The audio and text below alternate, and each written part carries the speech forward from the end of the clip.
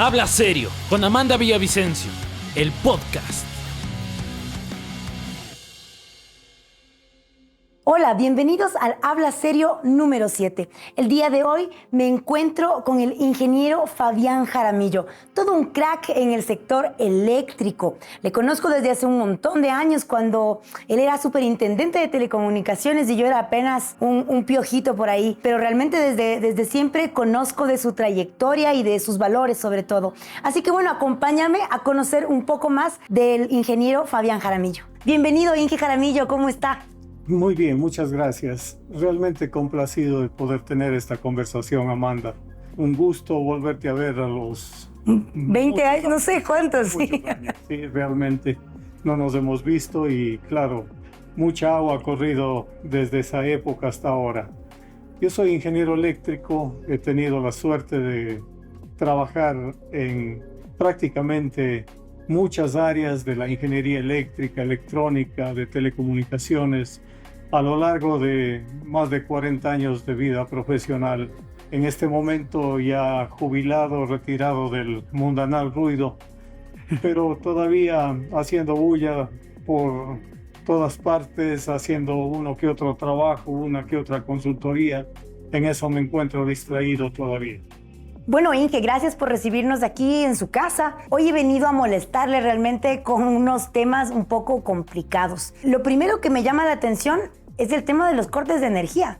Pero cuando sale ese tema a la luz o a la no luz, más bien veo dos problemas estructurales. El uno es el tema de cómo está construida nuestra matriz energética y la otra es todo el tema de la corrupción que ha asolado realmente a nuestro país y en el sector eléctrico justamente. Entonces un poco quería conversar con usted de esos dos temas potentes. El uno, el tema de la matriz y el otro, el tema de la corrupción. Sobre todo ahora que tanto Jorge Glass, que fue el vicepresidente pues de algunos años, más o menos unos 10 años, está preso en La Roca y él era encargado del sector energético fundamentalmente y también el excontralor Carlos Polit, quien incluso desvaneció glosas, por ejemplo, de la central San Francisco, si no me equivoco, también está ahora ya durmiendo en la cárcel de Miami. Entonces, con estos dos temas que saltan de la justicia, quiero preguntarle, ¿cómo ve usted el sector energético ahora que estamos pues en esta crisis de apagones?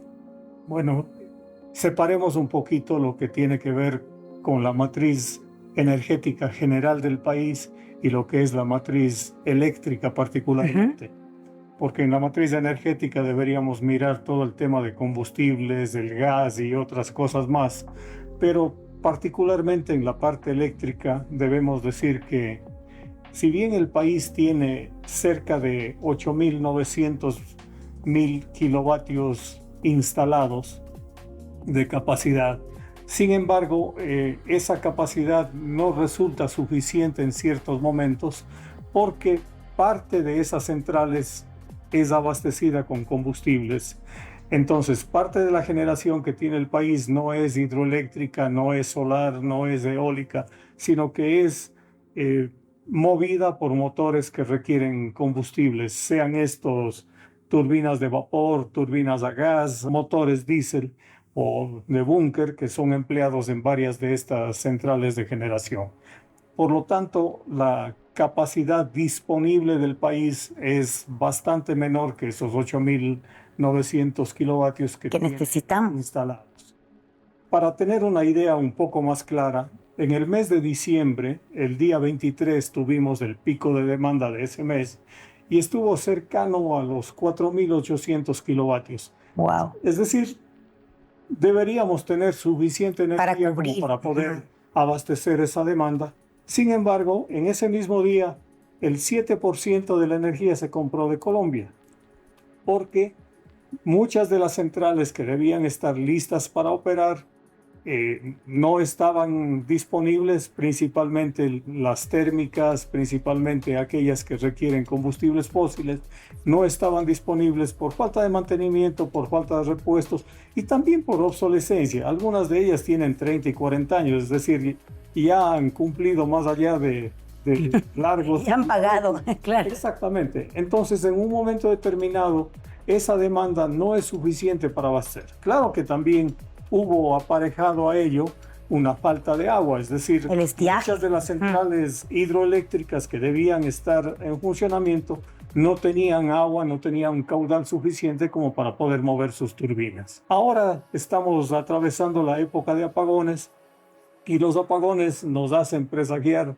que como ya ha comenzado a llover, probablemente ya vamos a pasar este bache y ya se acabó los problemas, pero no es así. Ajá. Miremos que en estos días ha llovido, pero para claridad del asunto, necesitamos aproximadamente 200 metros cúbicos por segundo para mover la central molino, es decir, para que las 10 unidades estén en plena generación. Solamente cuando tengamos mayor cantidad, un caudal mayor al que requieren las turbinas para operar, estaremos en condición de almacenar en la represa. Caso contrario, lo único que estaremos haciendo es gastar toda el agua que llega para mover las turbinas y tan pronto deje de llover, volver Otra a vez. tener los apagones. Eso es lo que seguramente va a ocurrir en noviembre o diciembre de este mismo año, si es que no hemos tomado las previsiones para poner en funcionamiento otras unidades. Yo le quiero preguntar aquí, Inge, aunque el Ecuador es un país como riquísimo en un montón de factores naturales y se supone, ¿no?, que estamos en un lugar donde hay muchas lluvias, incluso nuestras centrales hidroeléctricas se han colocado en lugares donde habría bastantes lluvias. También entiendo que en el Ecuador hay un periodo de estiaje más o menos entre octubre y marzo y aún así en el siglo XXI seguimos dependiendo de que Diosito nos mande la lluvia para tener luz eléctrica. ¿Qué es lo que pasa? ¿Por qué no tenemos otras opciones? ¿Por qué no nos hemos preparado? Y no digo solamente pues todos los gobiernos pasados, sino ahora también. ¿Qué estamos haciendo y qué necesitamos hacer para no depender del factor suerte de que haya lluvia? O como veía que están estimulándoles a las nubes para que llueva. ¿Qué hacemos? ¿Cómo debemos prever esta situación? Bueno, yo creo que ahí hay una falta de criterio básico técnico. Las personas, algunas de ellas que han estado ocupando altos cargos, no tienen formación específica en el área, pero ahí les han puesto y entonces deberían estas personas rodearse de personas que sí conocen del asunto y escucharlas. Uno de los temas específicos que vemos en este momento es que es insuficiente la cantidad de agua que estamos recibiendo en nuestros embalses para poder mantenerlos operativos. Pero hay una estadística de cerca de 40 años. Es decir, no hay que ser brujos ni cosa parecida. Hay información suficiente como para hacer predicciones y decir, esto puede ocurrir. Tomemos las precauciones con anticipación. No debemos de esperar a que ocurra para entonces estar asustados y tomando las medidas emergentes sin mucho criterio en algunos momentos. Es también hora de aprovechar una ley que se expidió hace poquito, la que dice que es para los 0 apagones, pero que hasta ahora no está dando ningún resultado. Creo que es hora de que comencemos a impulsar, por ejemplo, la instalación de paneles solares en las viviendas, que las empresas eléctricas faciliten la vida a quienes hacen eso, pues tienen que instalar un equipo de medición bidireccional, de manera que en aquellas horas en las que hay insolación, pero no hay consumo dentro de las casas, esa energía vaya hacia la red y bajemos el consumo, dejemos de consumir agua, dejemos de consumir combustibles, aprovechemos esa energía que está disponible y en aquellos otros momentos en los cuales la vivienda obviamente ya no recibe sol, pueda utilizar energía desde la red. Para eso se requiere un sistema de medición bidireccional, pero hasta ahora las empresas eléctricas han puesto una gran cantidad de trabas y dificultades para hacer ese tipo de instalaciones. Es hora de que simplifiquemos los trámites. Es también hora de que comencemos a mirar aquellos proyectos más pequeños, no grandes centrales. Hay muchos proyectos que están identificados a nivel de inventario, otros están identificados y han realizado ya prefactibilidad, algunos han avanzado incluso a diseños definitivos. Es hora de que se comiencen a construir. Un proyecto hidroeléctrico tarda entre 3, 4, 5, 6 años su construcción, por lo tanto deberíamos comenzar a trabajar ahora mismo. Hablamos de proyectos más grandes, hablamos del proyecto Santiago, por ejemplo, que es una necesidad urgente, pero para cuando ese proyecto esté operativo necesitaremos cómo evacuar la energía de esa central. El Sistema Nacional Interconectado también necesita reforzamiento, también necesita crecer en forma adecuada para poder permitir la conexión de nuevas unidades generadoras en distintos puntos. Ahora se habla, por ejemplo, del proyecto Huascachaca 2, que se instalaría una segunda fase de generación eólica y en el mismo sitio se instalaría una central fotovoltaica. Eso lo está estudiando el EGAUSTRO, ya tiene más o menos determinado el tamaño, las características, etcétera. No está todavía en diseños definitivos, pero ha avanzado. Si pretende instalar esa generación y busca evacuar por la línea que actualmente interconecta Huascachaca con la central, con la subestación en La Paz, ya ha dicho el SENACE, no es posible inyectar ahí mismo porque ya no tenemos capacidad de recibir esa energía. Busque otro sitio para evacuar esa energía. Entonces, es hora también de que el país invierta. Le escuchamos al presidente durante su campaña electoral de que era necesario reforzar la estructura de transmisión de energía eléctrica, pero nada, absolutamente nada se ha hecho en ese sentido. Es hora de que comencemos a trabajar en todas estas direcciones. Muy interesante lo que dice Inge, y como ya voy a ir a ese lugar en como qué es lo que ha hecho el gobierno actual con respecto a eso, porque pues ha habido todo un boom ahí con respecto a lo que ha pasado. Pero antes de referirme a estas nuevas inversiones o a estas nuevas necesidades que tiene el país, yo quisiera preguntarle, ¿cómo ve usted el escenario de Coca-Cola Sinclair? Por ejemplo, una obra que fue recibida por el Estado ecuatoriano, pese a haber un informe negativo, fue recibida con más de 17,000 fisuras dentro de sus contenedores, con errores en el proceso de fiscalización, con errores en la verificación de los materiales con los que fueron construidas.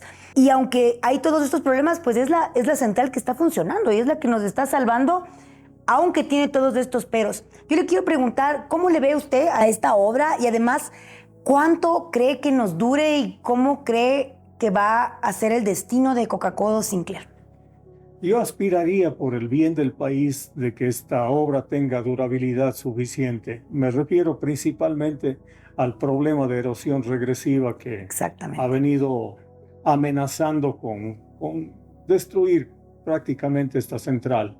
Si es que ese problema continúa, pues no habrá ninguna manera de que nadie que lo salve. La central con fisuras o con problemas aún así está operando en este momento y gracias a ello tenemos energía durante algunas horas del día.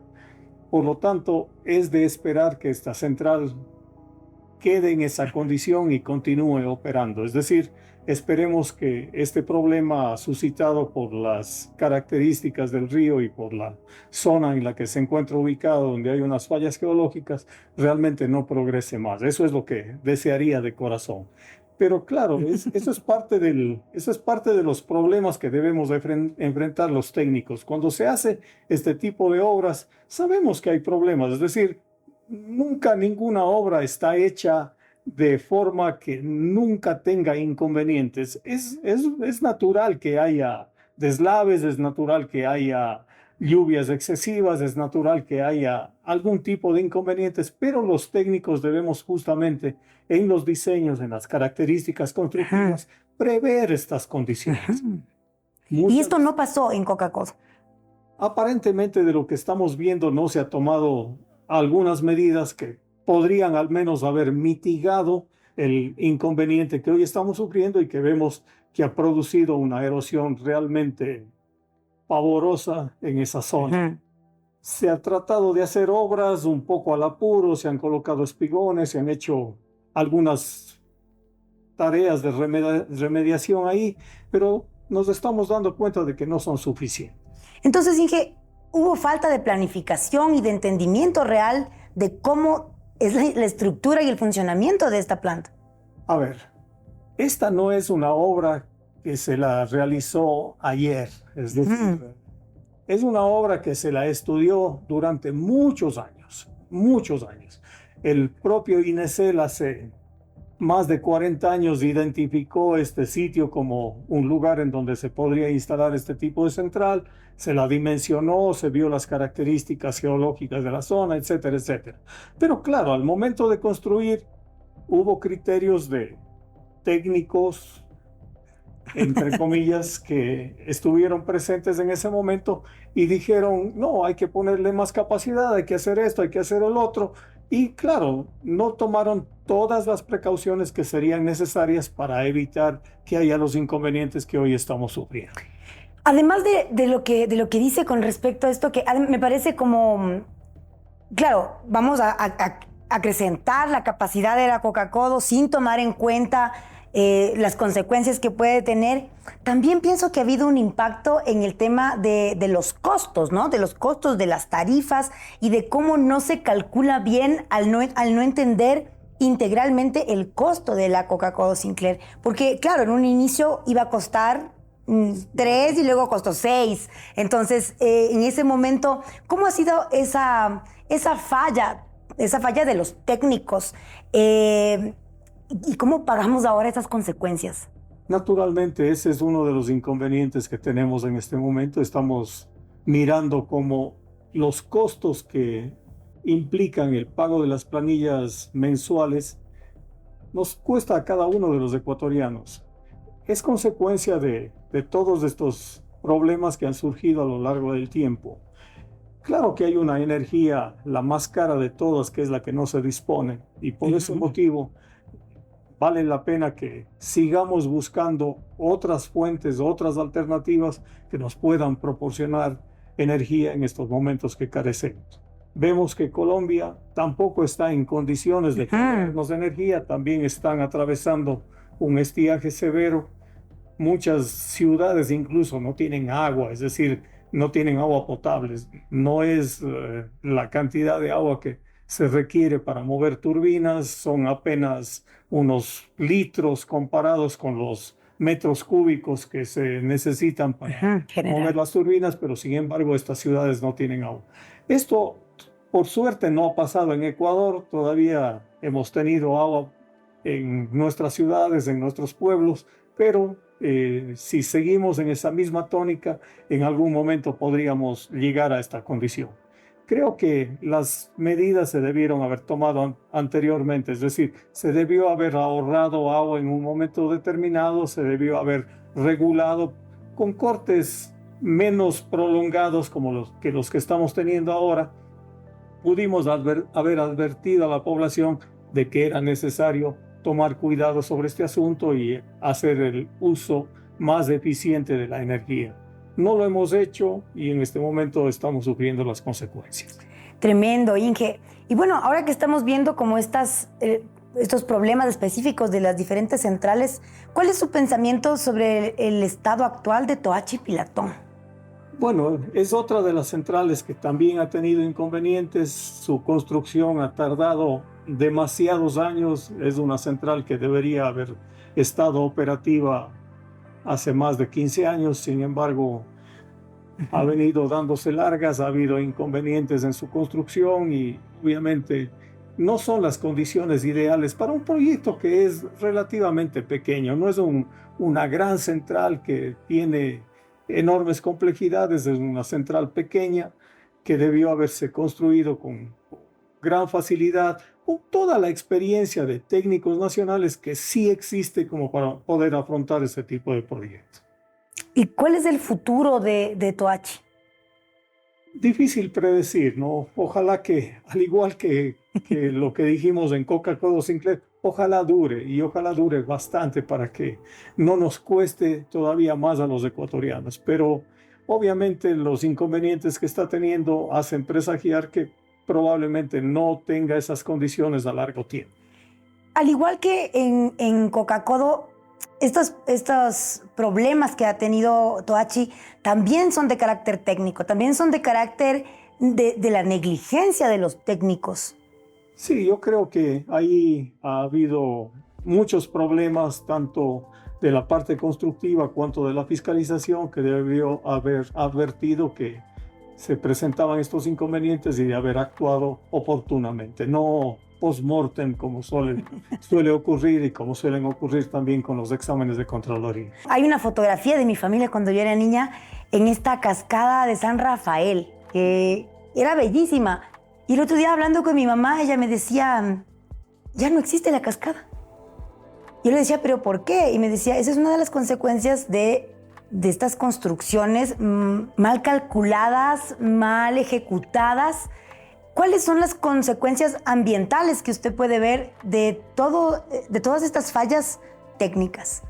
Bueno, yo creo que como intervención humana en general, hablemos no específicamente de estos proyectos, cuando se construye una central de generación, cuando se construye un reservorio, cuando se construye un puente o cualquier tipo de obra, naturalmente hay un impacto, es decir, no podemos ignorar esa situación. Estamos afectando a la condición natural del entorno. Sin embargo, lo que deberíamos procurar como técnicos es que ese problema sea el menor posible, es decir, el impacto que causamos tenga aparejadas las medidas de mitigación correspondientes, de forma que el efecto que cause en el entorno no sea notorio, no sea importante, prácticamente debería pasar desapercibido. Y lo que es más, incluso debería ser beneficioso. Hay casos en los cuales sí ha ocurrido de esa forma. Voy a poner el ejemplo aquí cercano del reservorio de Labrado, de las centrales de Saimirín y Saucay, que están localizadas en la parte alta del río del río Machángara, aquí en la ciudad de Cuenca. Esa central, con la construcción de estas obras, ha permitido tener caudal regulado.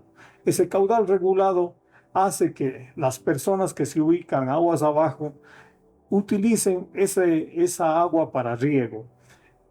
Durante todo el tiempo que ha estado operando este proyecto, estas personas no han sufrido de falta de agua. ¿Por qué? Porque han tenido un caudal regulado que ha sido abastecido permanentemente.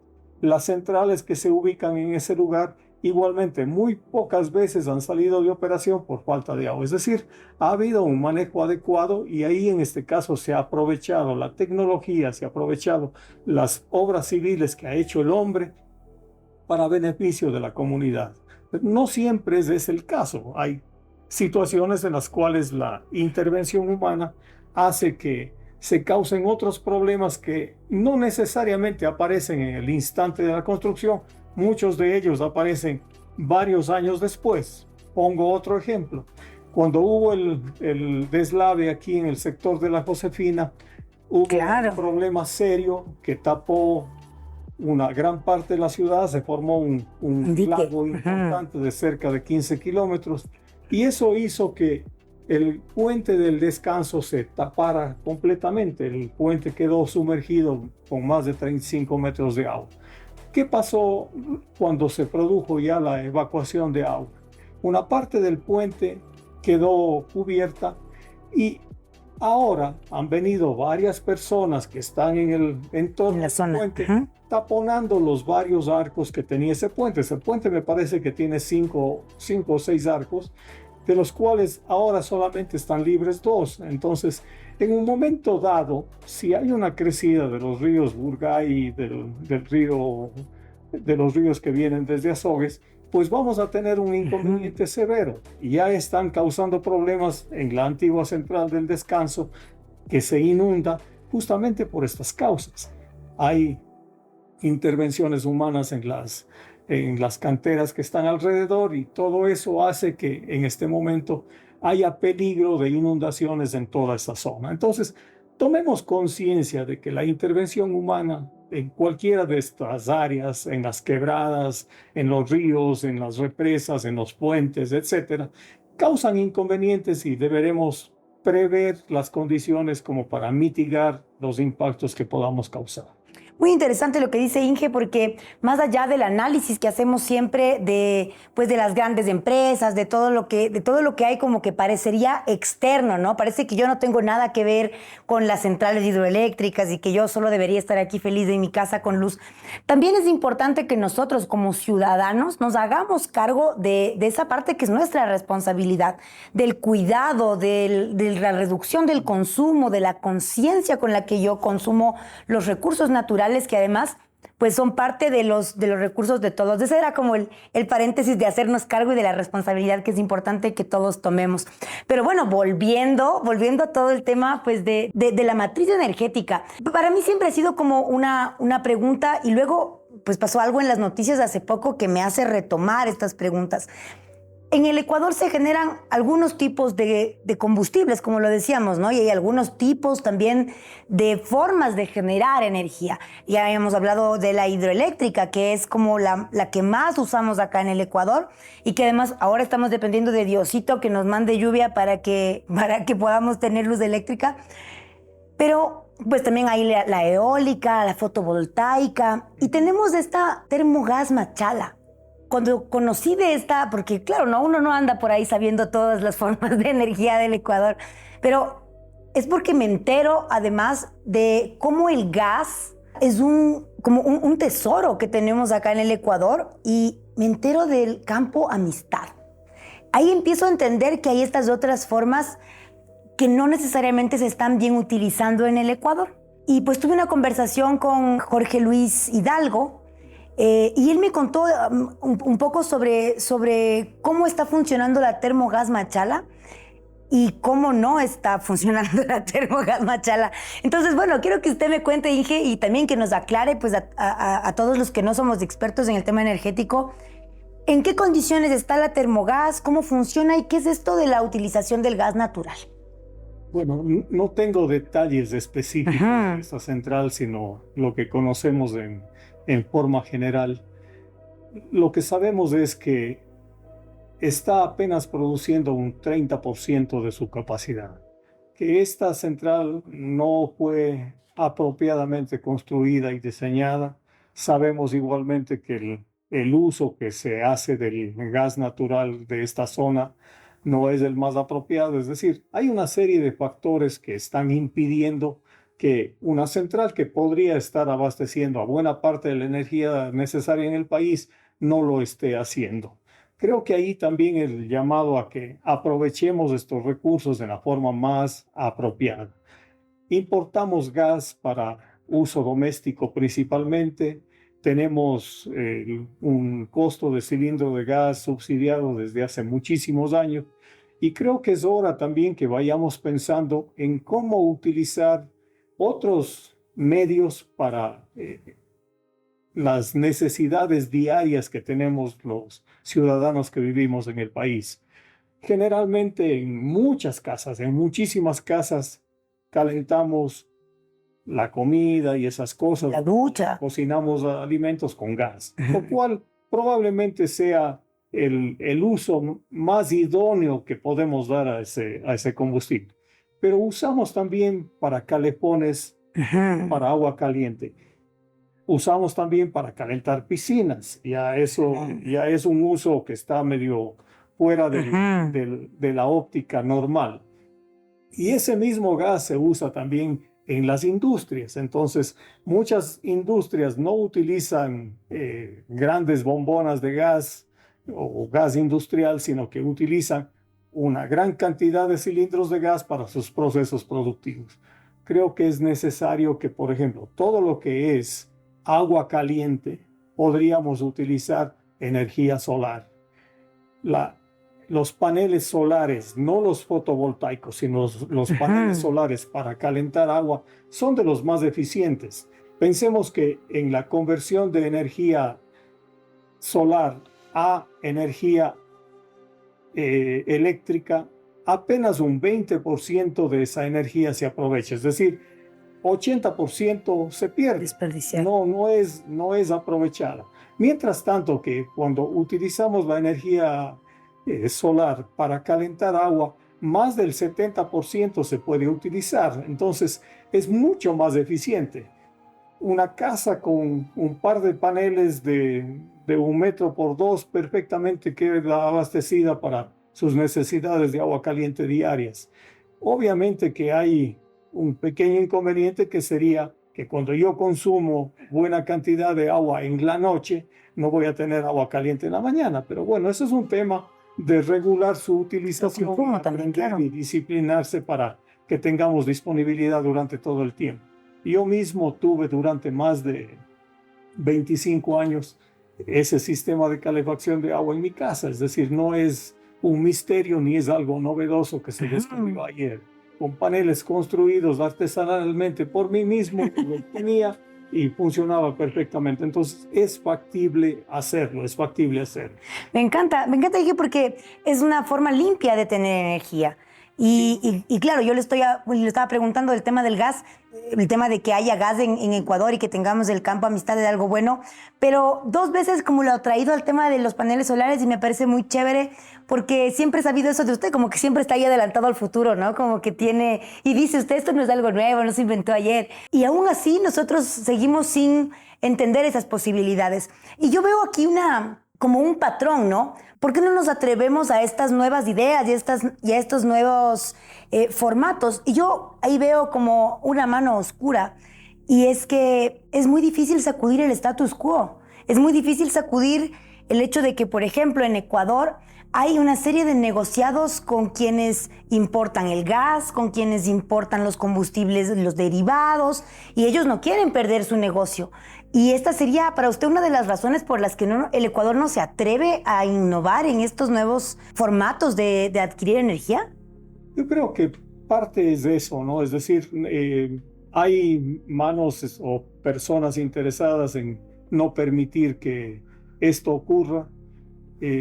Había una evaluación de algún experto extranjero brasilero que decía que si colocamos, por ejemplo, paneles fotovoltaicos en los embalses de las represas que tenemos actualmente para el funcionamiento de las empresas o de las centrales hidroeléctricas, podríamos tener suficiente energía como para reducir cerca de un 60% el consumo de combustibles del transporte, que podríamos aprovechar en vehículos eléctricos que se muevan por ese medio. Pensemos también que deberíamos tener trenes de capacidad adecuada como para poder mover grandes cantidades de carga. Ahí hay otros intereses que tampoco van a permitir que se desarrollen trenes en el país. Es decir, sí hay limitaciones en ese aspecto, pero también creo que vamos a las universidades y las universidades también deberían estar propiciando que sus estudiantes no tengan la perspectiva de salir de las aulas a ocupar puestos en la burocracia, sino que deberían tener la perspectiva de ser creadores de empleo, de ser creadores de productos, de proyectos que permitan abastecer las necesidades de la sociedad. Pero no se hace eso dándoles un curso en el último año de emprendimiento, sino se deben ser emprendedores desde el primer momento. Obvio y natural que no toditos van a ser emprendedores, porque también hay habilidades, hay aficiones que tenemos unos y otros no. Y por lo tanto deberíamos propiciar que desde etapas tempranas algunos ya se identifiquen con estas opciones y puedan estar pensando en cómo genero mecanismos de transporte, mecanismos de producción de energía, mecanismos de ahorro de energía que puedan ser más adelante utilizados por toda la sociedad. Me parece muy interesante cómo además volvemos a este lugar que para mí es el inicio, es el génesis de todo, que es la educación. Realmente con una mejor educación, no solo en lo técnico, sino también en valores. Les prometo que nos ahorramos un montón de recursos y apagones, porque como lo decíamos desde el principio, una de las razones más duras de enfrentar por la que estamos viviendo ahora estos apagones es por la corrupción que hemos vivido en el Ecuador. Además, obviamente, ¿desde hace cuántos años tenemos las mismas formas de generar energía? Seguimos viviendo en la época de los dinosaurios. Pero bueno, ahora vamos a hacer una pausa para darle espacio a nuestros auspiciantes y al regreso vamos a conversar un poco más a profundidad sobre estos temas de la corrupción, como lo anunciábamos al inicio. ¿Cuánta es la responsabilidad de la corrupción en este fracaso que vivimos ahora en el siglo XXI ante todos estos apagones, ante todos estos perjudiciales escenarios que vivimos en las grandes obras monumentales que son las hidroeléctricas? Ya volvemos. Smart City. Hacemos posible lo imposible. Colectivo SER. La buena política. Go Estrategias. Haz que el mundo funcione para ti. Fundación Fernando Vive. Prevención, acompañamiento y responsabilidad.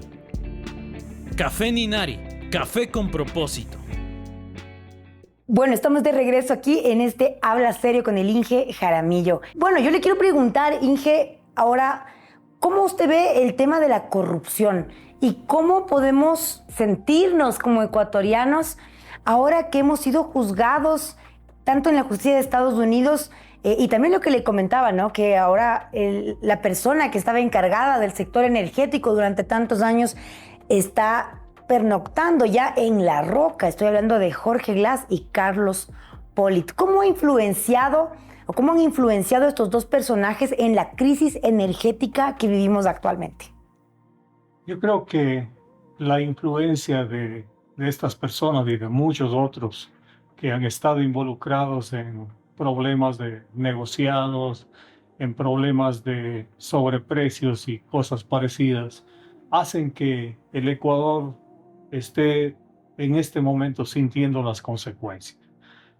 Es importante que tomemos conciencia que los temas técnicos se manejan en un ámbito, se dimensionan, se caracterizan, se hacen estudios, etcétera, pero al momento de construir, al momento de negociar y al momento de revisar posteriormente por parte de la Contraloría, pues hay una serie de inconvenientes que hacen, en unos casos, que haya sobreprecios, que haya una gran cantidad de condiciones extrañas dentro de los proyectos que sin embargo quedan soterradas sin que nadie los vea.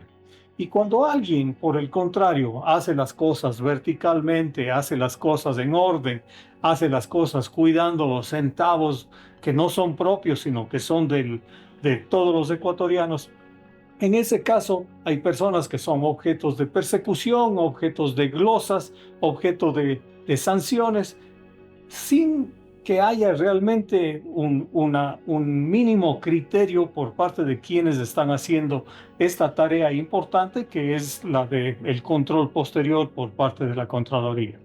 He visto y he constatado incluso personalmente que hay situaciones en las cuales personas sin ningún conocimiento de los temas vienen a cuestionar asuntos técnicos, vienen a cuestionar asuntos de procedimientos, etcétera, etcétera, cuando las cosas se han hecho realmente en orden. Y yo digo, ¿en dónde estaban esas personas cuando se han dado toda esta cantidad de negociados y han causado los problemas que hoy pagamos todos los ecuatorianos? He llamado también para que revisemos esta parte de la acción de Contraloría. Creo que es un organismo necesario, pero creo que también este organismo está paralizando en muchos casos a la administración pública. Hay personas que se sienten realmente coartados de hacer su labor, de hacer su gestión, por el hecho de que posteriormente me van a juzgar y voy a tener que responder por 7 años por cosas que nunca he hecho o por cosas que alguien supone que hubo algún inconveniente. Entonces, creo que hay necesidades, pero creo que también hay que poner límites a esta situación. Las personas debemos recibir formación en la educación formal, pero más atrás de eso debemos recibir esa formación en nuestras casas. De ahí vienen los valores, de ahí vienen los principios, de ahí vienen los conceptos esenciales con los que nos debemos mover. Si no los recibimos en esas etapas tempranas y aprendemos a comportarnos como es debido, pues obviamente no esperemos que en lo posterior tengamos comportamientos ejemplares.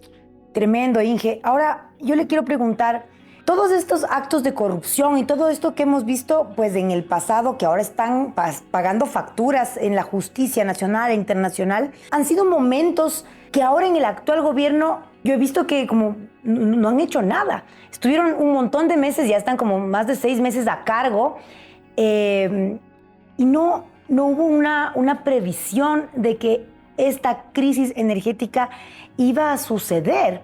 ¿Cuál es su visión con respecto a esta actual crisis? Y además como la temporalidad con el tema de la consulta popular y luego este discurso del presidente Daniel Noboa del boicot. Incluso había esto que se habían abierto las puertas de Masar y el agua se había escapado de Masar y por eso estábamos viviendo esta crisis energética. ¿Cuál es su posición al respecto? Yo creo que aquí precisamente se muestra desconocimiento de la situación. En el caso de Masar, sabemos que se trata de una central de paso, tiene un tipo de turbinas que operan, digámoslo así, inundadas, es decir, requieren que la columna de agua esté llena para que puedan entrar en funcionamiento, en operación. Y cuando estamos con el nivel bajo, pues es evidente de que estas turbinas o van a producir muy poca energía o ya no se van a mover. En ese caso es necesario aprovechar el agua embalsada y pasar al siguiente embalse, es decir, sería una operación natural que debería estar ocurriendo cada vez que haya una baja importante de los niveles de las represas. El agua, claro. Obviamente, como dije antes, debió haberse empleado la estadística, debió haberse empleado la información para que no llegue a ocurrir esta situación. Bueno, Inge, han pasado más de 6 meses en las que Daniel Noboa está en la presidencia del Ecuador y aún así no tuvo la capacidad de prever que esto iba a suceder. ¿Cómo ve usted esta inacción y además en el timing con respecto a la consulta popular? ¿Cómo fue que esto sucedió y cómo ahora tenemos 22 personas que han sido acusadas de terrorismo, no sé si terrorismo, pero han sido denunciadas por el tema de la crisis energética, entre ellas la exministra Andrea Arrobo? ¿Cuál es su visión con respecto a esta crisis? Me parece que en el lado del gobierno también ha existido equivocaciones severas desde la designación de la ministra. Es una persona que no tiene formación específica en el área, es una licenciada en negocios internacionales. Yo he dicho en conversaciones con amigos, el hecho de que yo sea un buen vendedor de casimires no me hace sastre, pues hay cosas que cada uno tiene una experticia, un conocimiento, una formación que es específica y necesaria para el desempeño de alguna actividad. Creo que también ahí ha habido problemas de partida. Hay también dificultades en el hecho de que no se ha aprovechado, como dije hace un momento, la información amplia que existe de tantos años como para tomar previsiones y no llegar a la situación que tenemos hoy de apagones. Debió haberse efectuado racionamientos menores en época pasada, de manera que no lleguemos a la situación actual. Y así por el orden. El momento en el que llega la consulta popular, pues obviamente hay situaciones que se orientan hacia ratificar o apoyar la gestión que está haciendo el gobierno, que podríamos entender que la parte de control de la situación delictiva que ha tenido el país y que estuvo en auge en muchos lugares, de alguna forma se ha aplacado, y creo que esa es la sensación que tiene la ciudadanía de que sí se está haciendo una labor positiva. Pero eso no le exime de equivocaciones y de problemas que sí hay también en estos otros ámbitos al poner personas que no tienen la formación apropiada. No solamente es eso, sino que también debió haberse ya realizado acciones. 6 meses no es un gran tiempo, pero sí importante como para haber tomado algunas medidas que debieron haber mitigado la situación que hoy recibe soporte el país. ¿Cómo vio usted cuando Noboa habla sobre un sabotaje? Incluso dice que Esto fue Roberto Izurieta, que decía que se abrieron las compuertas de Mazar y el agua desapareció y esto era un sabotaje y luego fueron militarizadas las hidroeléctricas. Ahí creo que hay algunas equivocaciones también en estas afirmaciones. Si hablamos precisamente de la central Mazar es una central de paso, cuenta con turbinas de tipo Francis, que son turbinas que funcionan, como diría, inundadas, es decir, usan la columna de agua que se encuentra sobre la turbina para mover sus aspas y para permitir la generación de electricidad. Cuando no hay esta columna de agua y el nivel baja de forma importante, hay el riesgo de que o no produzcan energía, simplemente están detenidas, o la producción se vuelve muy baja, poco importante, incluso con riesgo de daño de la turbina porque hay sedimentos y partículas en el agua que podrían estar afectando a los equipos mecánicos. En consecuencia, en esas condiciones se debe abrir las compuertas para permitir el paso del agua almacenada hacia la siguiente represa, que es la represa Daniel Palacios, que se encuentra aguas abajo. En consecuencia, creo que hay un poco de desconocimiento y las personas consultadas o preguntadas probablemente no tuvieron la claridad para hacer la explicación debida. Tremendo, porque eso generó pues una serie de batallas de titulares en los medios de comunicación, en las redes sociales, que justamente demostraban lo que usted dice, ¿no? Como primero desconocimiento por parte de la gente técnica. También la salida de todo este equipo que era parte del ministerio y que estaban encargados de eso, y el ingreso del nuevo ministro, el ministro Luque. ¿Cómo ve usted hasta ahora pues la gestión que ha tenido él en este poquito tiempo que ha ingresado? Otra vez quiero ser optimista y decir que esperaría que la labor que cumpla el ministro sea apropiada para bien del país. Naturalmente es otra vez una persona que no tiene formación en estos temas. Su formación como ingeniero civil es igualmente importante, pero una cosa es construir obras civiles y otra diferente la gestión energética. Yo creo que ahí debemos ser conscientes de que hay que encargar las tareas a quien sabe del tema. Hemos visto ya en el pasado cómo se pone en cargos a personas que por el hecho de haber cumplido alguna función en algún ministerio ya se creen conocedoras de toda la temática y de toda la problemática que ello implica. Creo que es importante que seamos conscientes al aceptar un cargo de cuáles son nuestras limitaciones, y si es que yo estoy limitado en mis conocimientos, en mi experiencia, pues debe rodearse de personas que sí tengan esa mejor visión, que tengan una mayor experiencia como para poder aportar de forma importante a lo que busca el país y no estemos condicionados al sentimiento o al buen criterio de alguien que supuestamente puede estarlo haciendo con buena voluntad, pero no necesariamente en forma técnica.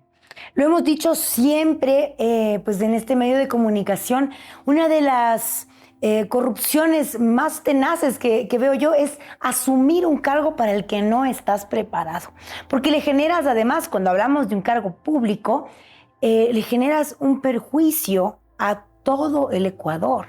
No estás realmente disponible para resolver esa situación. Como dice el Inge, ¿no? Zapatero a tus zapatos. Me encantó el ejemplo que puso sobre ser un buen vendedor de casimires y ser un sastre. Realmente es eso. Hay gente que puede estar muy preparada, pero si no se rodea de la gente adecuada y no se rodea pues del conocimiento realmente y de esos valores de los que estamos hablando, pues vamos a seguir en este círculo vicioso de crisis, y no solo energética, sino esta crisis de valores, espiritual, que tanto le ha afectado a nuestro país. Para ir cerrando, Inge, quiero preguntarle, ¿y ahora qué hacemos? Bueno, creo que sí hay salidas técnicas, hay maneras en las que podremos paliar la crisis, porque no es que la vamos a resolver de la noche a la mañana, pero sí hay oportunidad de que comencemos a tomar algunas pequeñas acciones para reducir los consumos, para hacer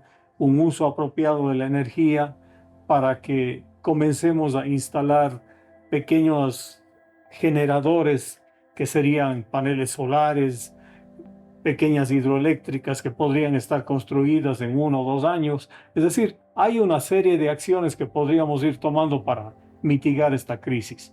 Hagamos también uso apropiado de la información que disponemos. Ahí hay gente especializada en manejo de data, en manejo de proyecciones, de predicciones. Hay gente que es capaz de hacer modelos matemáticos apropiados para predecir lo que puede ocurrir. Es decir, echemos mano a lo que la ciencia, la tecnología está disponible el día de hoy y no tratemos de hacer cosas a sentimiento o al buen criterio de alguien que hoy amanece iluminado y dice voy a hacer tal o cual cosa. Creo que entre los técnicos podemos discutir ese asunto, plantear las mejores soluciones y esperamos de vuelta que haya acogida de parte de quienes tienen que tomar las decisiones, de quienes tienen que autorizar las inversiones, de quienes tienen que autorizar que se haga tal o cual cosa en los procesos y trámites que deben efectuarse dentro del sector público.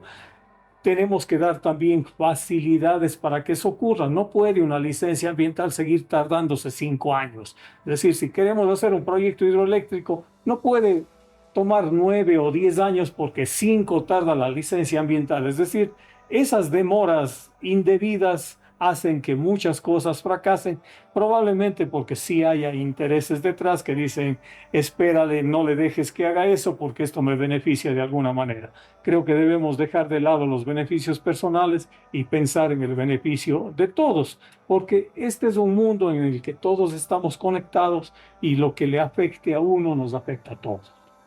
Genial. Bueno, este es un llamado para que todas las aristas que conformamos pues la sociedad nos unamos en pro de mejorar. Como decíamos, en el tema de la academia también es un llamado a innovar y a buscar las nuevas vías, tanto de generación de energía, pero también de educación y de que además no nos olvidemos nunca del tema de los valores, ¿no? Si bien el tema técnico está ahí muy presente, el tema de los valores es fundamental. Por el lado de la ciudadanía, vamos a pensar muy bien en el consumo.